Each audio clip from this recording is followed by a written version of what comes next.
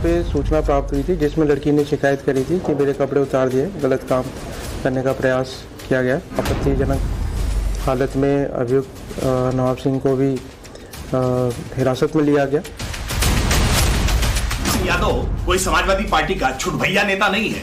Samajwadi party से block प्रमुख रहा है और डिंपल यादव का सांसद प्रतिनिधि रहा है।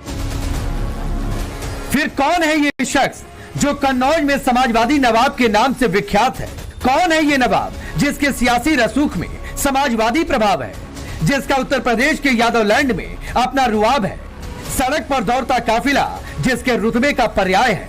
कौन है ये शख्स जिसकी तस्वीरों में उस पर अखिलेश और डिंपल दोनों का आशीर्वाद है, जो इस वक्त देश के सबसे बड़े सूबे की सियासत के सेंटर में खड़ा है? वो आखिर कौन है जिसके नाम पर सत्ताधारी और समाजवादी दोनों पार्टी के नेता एक दूसरे पर प्रहार पलटवार कर रहे हैं, जिसे दोनों दलों के नेता एक दूसरे का बताकर पल्ला झाड़ने की कोशिश कर रहे हैं? उसके बारे में हम आपको विस्तार से बताएंगे, मगर पहले जान लीजिए कि नवाब सिंह यादव नाम के इस शख्स की चर्चा क्यों हो रही है। नवाब सिंह यादव को पुलिस ने गिरफ्तार किया है। नाबालिग लड़की से रेप की कोशिश के आरोप में अरेस्ट किया गया है। इसे कन्नौज के एक स्कूल से रात को करीब 1:30 बजे गिरफ्तार किया गया।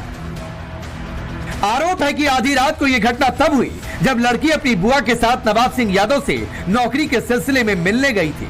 इसी दौरान ये घिनौनी वारदात हुई। लड़की की बुआ ने पुलिस को कॉल किया, पुलिस पहुंची और इनर वियर पहनकर बेड पर लेटे हुए नवाब सिंह को पुलिस पकड़ लिया। पुलिस और पीआरबी मौके पे पहुंची थी, जहां पे लड़की को बरामद किया गया और आपत्तिजनक हालत में अभियुक्त नवाब सिंह को भी हिरासत में लिया गया। इसमें तहरीर के आधार पर सुसंगत धाराओं में भारतीय न्याय संहिता और पॉक्सो एक्ट में मुकदमा पंजीकृत किया गया है। छेड़खानी की धाराओं में लिपटे नवाब सिंह यादव के समर्थक सुबह सुबह इकट्ठा हो गए तो एक बेटी से निकृष्टता के खिलाफ बीजेपी के नेता आक्रामक हो गए। इल्जाम लगा रहे हैं कि कन्नौज के इस नवाब की पीठ पर डिंपल और अखिलेश यादव का हाथ है। जिस तरह के घिनौने आरोपों में रंगे हाथ पकड़ा गया है, अब समाजवादी पार्टी के पास मुंह छुपाने के लिए भी कोई जगह नहीं बची है। पहले अयोध्या के मोहित खान और अब कन्नौज में समाजवादी पार्टी का नवाब सिंह यादव। यह समाजवादी पार्टी का चरित्र है जिसमें लड़के हैं लड़कों से गलतियां हो जाती हैं, यह कहकर के पर्दा डालने का काम किया जाता था। जिसे डिंपल यादव का लेफ्टिनेंट बता रहे हैं बीजेपी के प्रवक्ता, वो नवाब सिंह यादव कभी ब्लॉक प्रमुख हुआ करता था, समाजवादी पार्टी का स्थानीय नेता था, डिंपल यादव का सांसद प्रतिनिधि भी रह चुका है। इसकी दबंगई की तमाम कहानी कन्नौज की गलियों में कुख्यात थी। नवाब सिंह यादव का ये काफिला उसका साक्ष्य है। इस नवाब सिंह यादव की गिरफ्तारी के बाद बीजेपी की पूरी फौज आक्रामक है। के बाद में इस प्रकार का दूसरा नेता, वो भी समाजवादी पार्टी के अध्यक्ष का करीबी रहा हो, वो इस प्रकार की घटना में पकड़ा जाना आखिर क्या दर्शाता है? समाजवादी पार्टी के लोग क्या इसीलिए कॉलेज बना रहे हैं, इसीलिए विद्यालय बना रहे हैं कि यहाँ इस प्रकार के जघन्य अपराध वहां के ऊपर किए जा सकें? अभी तो सरकार नहीं आई है तब यह हालत है, तो सरकार अगर आ गई तो हालत क्या होगी? तो मुझे तो नहीं लगता किसी घर की कोई बच्ची सुरक्षित होगी।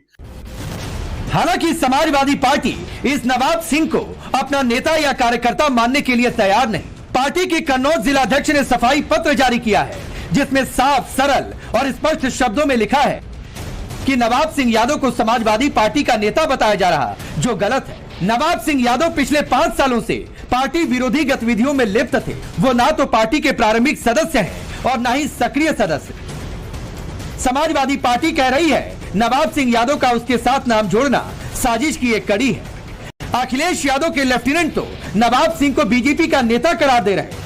चेहरों को एक्सपोज कर देंगे तो आपको पता चल जाएगा कि नवाब सिंह को बचाने के लिए बीजेपी के नेता सुबह सुबह थाने पे पहुंच गए थे, और फिर वो महिला भी बीजेपी की, नवाब सिंह भी बीजेपी के, सारे बीजेपी के, और बीजेपी के लोग मिलकर सब व्यभिचार कर रहे हैं उत्तर प्रदेश में, कन्नौज जैसे जनपद में।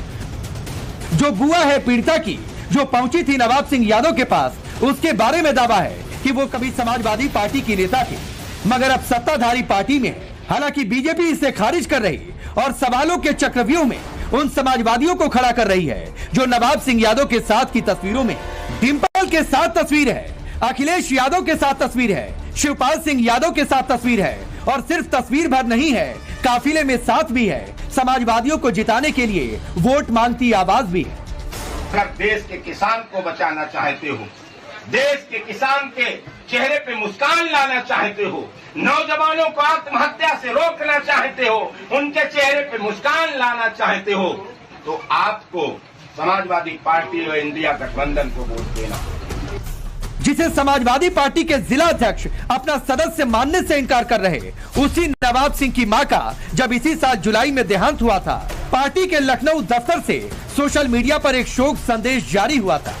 पार्टी के मुख्य प्रवक्ता राजेंद्र चौधरी के नाम से जारी शोक संदेश में लिखा गया था, समाजवादी पार्टी के राष्ट्रीय अध्यक्ष और पूर्व मुख्यमंत्री श्री अखिलेश यादव ने कन्नौज के वरिष्ठ नेता श्री नवाब सिंह यादव की माताजी श्रीमती मूला देवी, जो 86 वर्ष की थी, उनके निधन पर गहरा शोक जताया है। श्री अखिलेश यादव ने दिवंगत आत्मा की शांति की प्रार्थना करते हुए परिजनों के प्रति संवेदना प्रकट की। 18 रोज पहले अपने जिस वरिष्ठ नेता नवाब सिंह यादव को सांत्वना भरे पत्र लिख रहे थे अखिलेश यादव, उसे ही कन्नौज का जिलाध्यक्ष अपना प्रारंभिक सदस्य तक मानने से इनकार कर रहा। जबकि नवाब सिंह यादव की सोशल मीडिया में तैरती तस्वीरें उसके समाजवादी परिवार से घनिष्ठता की व्याख्या कर। यही वजह है कि जैसे ही नवाब सिंह की गिरफ्तारी वाली खबर आई, लखनऊ से दिल्ली तक बीजेपी के नेता इस खबर को लेकर उड़ गए। अखिलेश सिंह यादव के साथ नवाब सिंह यादव की प्रमाणित तस्वीर के साथ बीजेपी के नेताओं ने शाब्दिक नस्तर चलाते हुए पूछा कि अयोध्या के बाद अब कन्नौज में भी नाबालिग से रेप के प्रयास में सपा नेता गिरफ्तार। सपा सरकार के समय मिनी सीएम कहलाया जाता था आरोपी नवाब सिंह यादव कन्नौज में डिम्पल यादव के राइट हैंड और सांसद प्रतिनिधि के रूप में है नवाब सिंह यादव की पहचान। क्या अभी अखिलेश यादव डीएनए टेस्ट की मांग करेंगे? नवाब सिंह यादव के बहाने बीजेपी ने मोर्चा खोल दिया है अखिलेश यादव और समाजवादी पार्टी के खिलाफ। योगी के मंत्री बेहद आक्रामक हैं।